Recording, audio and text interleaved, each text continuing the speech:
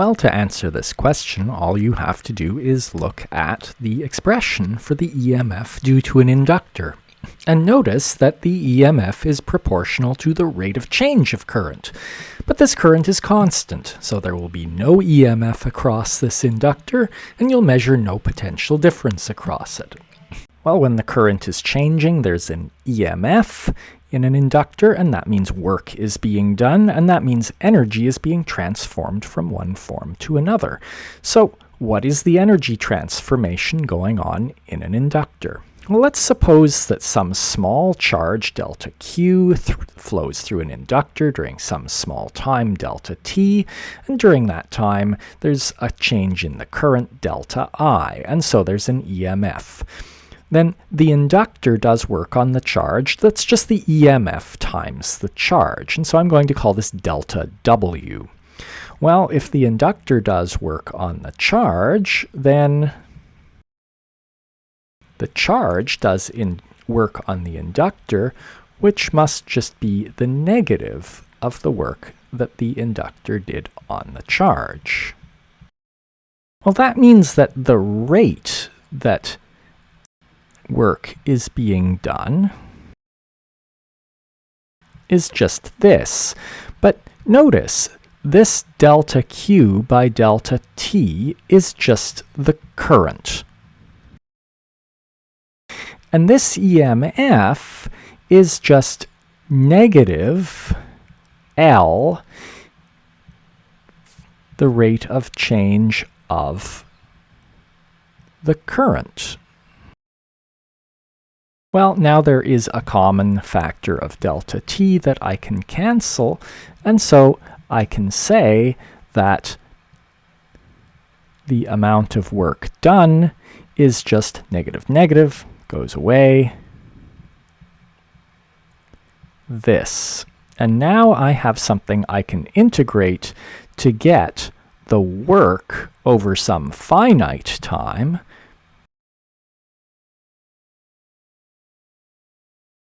And so this, if you go from some zero current to some later current, is the amount of energy that gets stored in the inductor as the current rises from 0 to some I, a half Li squared. What form is this energy in? Well, we can get a hint by thinking about what would be going on in a solenoid. We know that the inductance of a solenoid is given by this. And so we can write this energy stored like so. But the B field in the solenoid we know is, which I'll just point out means that B squared is this. Well, if you compare those, you'll see that you can rewrite this W this way. Now I'm going to make what will be a familiar argument from back when we were thinking about energy storage in capacitors. This is the volume. And so what we have is a quantity involving the B field strength times the volume, and so we can think of this as an energy density, which is telling us that this energy has been stored in the B field. This is a magnetic potential energy. Let's finish this lecture by looking at something called an LR circuit. That's just a circuit with an inductor and a resistor. So you initially hook it up to a battery to get a current flowing. You eventually have a nice constant current. Then you flick the switch to isolate it from the battery. And this current is now going to decay because of dissipation in the resistor. But let's look at how. So we'll do a loop law going around with the current. And so that is going to be negative Ri, there's our voltage across the resistor, and our sign convention tells us this is negative di by dt. There's Kirchhoff's loop law.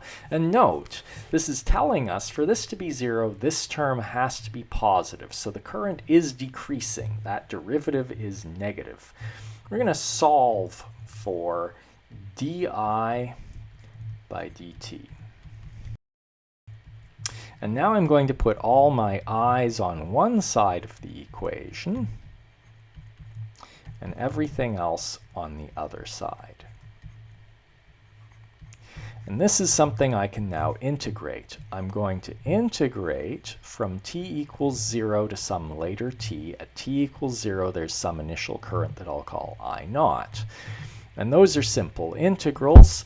We just get a negative r over lt. And here, that's a ln, right? And I don't have to worry about any absolute values because that current is positive. Plugging in the boundaries I0 and I, you get ln